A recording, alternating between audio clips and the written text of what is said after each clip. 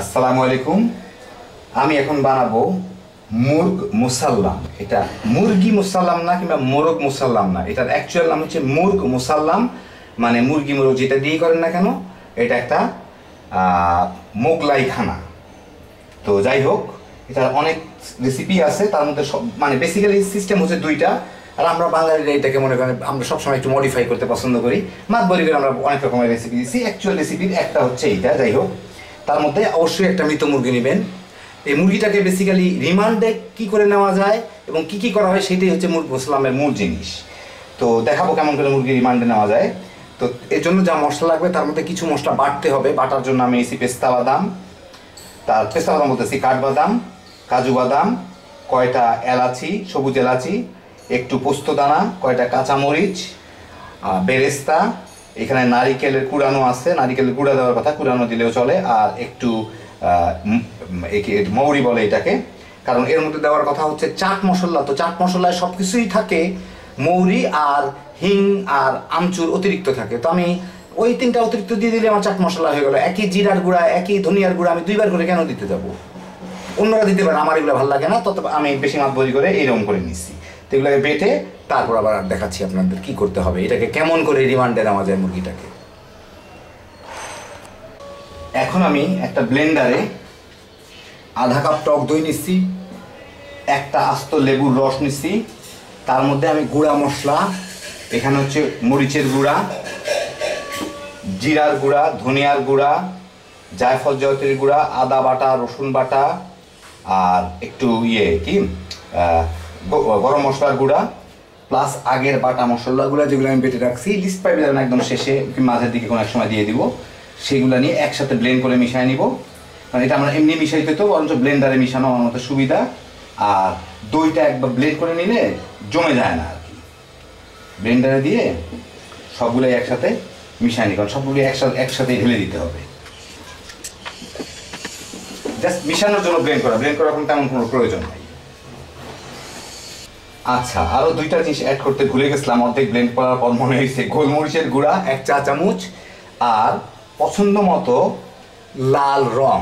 তো লাল রংটাই আমি জর্দার রঙই দিলাম, দেখি একটু লালচে লালচে হয়তো এই মুরগিটা, তো সেই জন্য আর কি। যদি লাগে পরে দিয়ে দিব, বেশি হয়ে গেল, যাই হোক, বেশি হইলে হয়েছে, কি করার আছে, একটু বেশি লাল মুরগি হবে এটা। আর এবার একটু মিশাইনি, ব্লেন্ড করলেই সবচেয়ে জলদি মিশবে আর কি। দেখেন, এখন রিমান্ডের প্রথম ধাপ, প্রথমে মুরগিটাকে নিয়ে এই মিক্স সমস্ত মশলাগুলা এর মধ্যে ঢালবো, ঢেলে এটাকে ভালো মতো মিলাবো, ভিতর টিতর সব জায়গায় যাতে মশলাগুলা ঠিক মতো যায়। মুরগির ভিতরে যে ফাঁক আছে সেই সবটুকুর মধ্যে মিলাইতে হবে। আচ্ছা, মিলাইলা মোটামুটি খারাপ না। তারপরে এটাকে অ্যাকচুয়ালি একটা অপেক্ষাকৃত ছোট একটা পাত্রে নিয়ে বসায়, হ্যাঁ থাকুক, এই মশলাটুকু দিয়ে একে কমপক্ষে 3-4 ঘন্টা ম্যারিনেট করে রাখতে হবে, মানে ডুবায় রাখতে হবে আর কি। দেখি কতক্ষণ ডুবানো যায়। 3 ঘন্টা তো অবশ্যই যাবে আমার, ইফতার রাত মুহূর্ত পর্যন্ত। তো রাখলাম, পরবর্তী জিজ্ঞাসাবাদের রাত পর্যন্ত ও একটু রেস্ট নিক। ওহো, প্রায় ভুলেই গেছিলাম, মাংস ভালো মতো ঢুকার জন্য, মশলা, এই মুরগিটাকে বেশ কয়েকটা জায়গায় একটু লম্বা লম্বা করে স্টাইল করে একটু কেটে দিব। এইটায় কাটলাম, রানের দিকে একটু কাটি, এইখানেও একটা আঁচড় দিই, ঠিক একইভাবে দুই দিকেই, তাহলে মশলাটা যাতে এই সিনার মাংসগুলো ভিতরে ঢুকে। এইটা হচ্ছে রিমান্ডের প্রথম দিনের টর্চার। চিন্তা করছেন, মুরগি বেচারা মইরাও শান্তি নাই।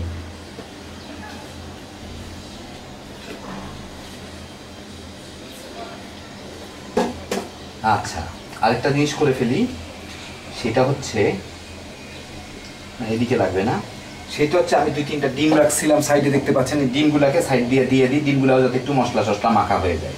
এটাও আলটিমেটলি মুরগির সাথে দিতে হবে। তো ডিমগুলো ম্যারিড হবে কিনা জানি না, কিন্তু থাকলে ক্ষতি কি, অসুবিধা নাই।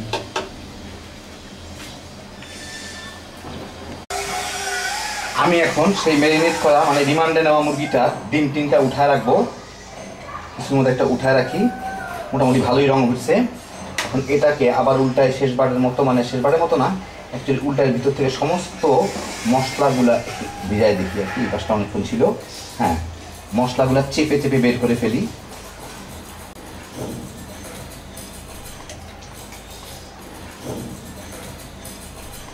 যেটা করতে হবে হচ্ছে, একটা রিমান্ডে দিলে একটু অত্যাচার করা দরকার, হাত দুইটাকে পিছমোড়া করে এইভাবে দিয়ে দিব। এই যে দেখেন, ভেঙে পিছমোড়া করে দিয়ে দিলাম। বাহ, সুন্দর তো। তারপরে এটাকে উল্টায় পা দুইটাকে বেঁধে দিব।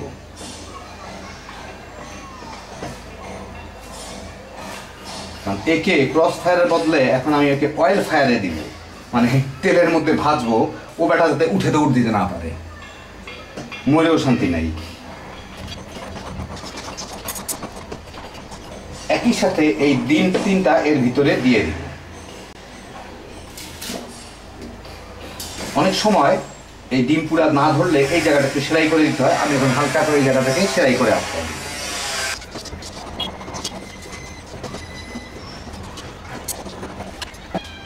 হইল, এইবার গরম করে রাখা তেলের মধ্যে আমার এটাকে ভাজবো আমি।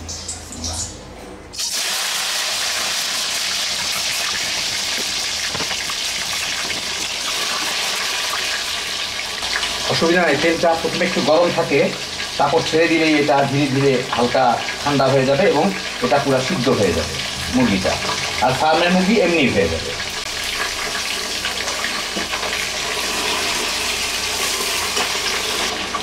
এই ভাজার সময়টা খালি খেয়াল রাখতে হবে যে মুরগিটাতে এই যে মাংসগুলো খুলে না যায়, সাদা সাদা দেখাইলে খারাপ লাগে, মানে এটা দেখাই সুন্দর করে ভাজাটা রং টং দিয়ে ভাজা হচ্ছে যাতে দেখতে সুন্দর লাগে, খাইতে যেইভাবেই ভাজেন একই রকম হবে।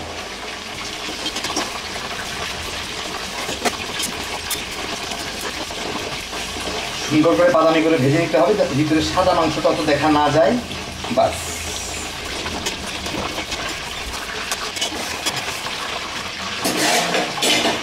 এই দিকগুলো যেন বাদামি হয়ে ভাজা হয়েছে, ওই দিকটা অতটা হয়, আর বুকের মাংসটা ওতে হয়ে যায়। আমি আঁচ কমায় দিচ্ছি, আঁচ কমায়, কারণ আস্তে আস্তে সিদ্ধ হোক, যদি এরপরে আরও সিদ্ধ হওয়ার সময় আছে তাও হোক। এই যে মশলাগুলো যে আছে, এই মশলাটুকু আমি যেটুকু ম্যারিনেটের সময় ছিল ওই মশলাটুকু আমি এটার মধ্যে ঢেলে দিব, ঢেলে জালটা বাড়ায় দিই।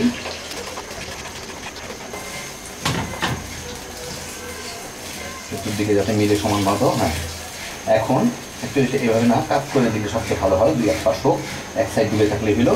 এখন এটাকে ঢেকে দিব, ঢেকে দিয়ে আমি এটাকে 20 মিনিটের মতো রান্না করব। 10 মিনিট পরে আরেক সাইড উল্টায় দিব।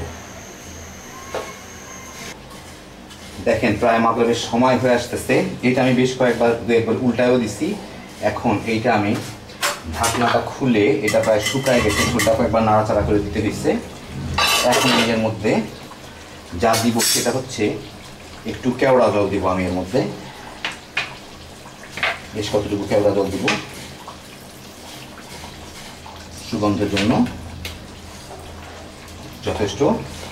আর একটু চিনি ছিটাই দিব, বেশ মিষ্টি মিষ্টি একটা ভাব, মানে নুনটা মিষ্টি একটা যাতে আসে, অল্প একটু চিনি ছিটাই দিব।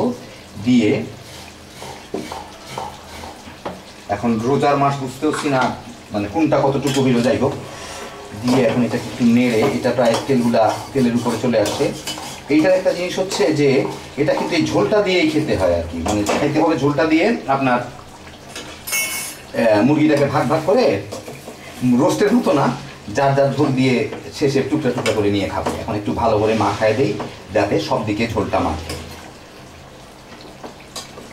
আর একটু দেখতে হবে যে কোনো একটা দিকে খোঁচা দিয়ে, হ্যাঁ হয়ে গেছে, মুরগিটার মাংসগুলো ভিতর পর্যন্ত সিদ্ধ হয়েছে কিনা। সিদ্ধ যখন হয়ে গেছে তখন আমার রান্নার কাজ মোটামুটি হয়ে শেষ। এখন এই ঝোলটা চতুর্দিকে মিলানোই হচ্ছে।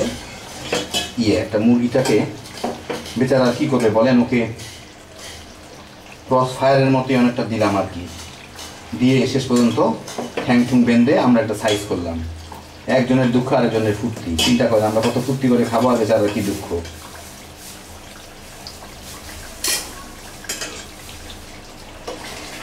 আর 2-3 মিনিট একটু জাল দেই, দিয়ে এটাকে বন্ধ করে দিব।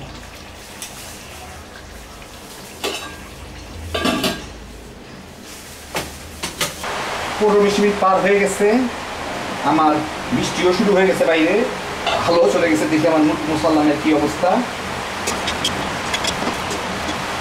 যাই হোক, হ্যাঁ পুড়ে নাই, ভালো হয়েছে, থাক। এখন এটাকে আমি একটা প্লেটের উপর তুলে নিয়ে আপনাদেরকে দেখাচ্ছি। একটা প্লেট মোটামুটি আমি আমার অসাধারণ শৈল্পিক নিয়মপূর্ণ সাজাই নিচ্ছি। এর বেশি আর কিছু হইল না আমার পক্ষে, যাই গা হইলেই হইল একটা। প্লেটের উপর, হ্যাঁ প্লেটের উপরে তুললাম। এখন এই রশিগুলাকে কেটে দিই, রশিটা এই সুতাগুলাকে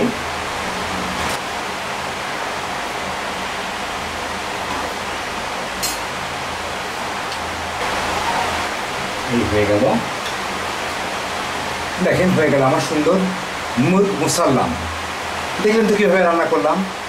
তবে একটা কথা বলি, জিনিসটা তৈরি করা এত সহজ না, একটু ঝামেলা, কিন্তু ঝামেলাটা শেষ করার পরেও খাইতে যে এত টেস্টি, চিন্তার বাইরে। সাথে কি মোগলরা খাইতো। যাই হোক, আল্লাহ আপনার সবাই ভালো রাখুন। ইনশাআল্লাহ আবার দেখা হবে। আল্লাহ হাফেজ।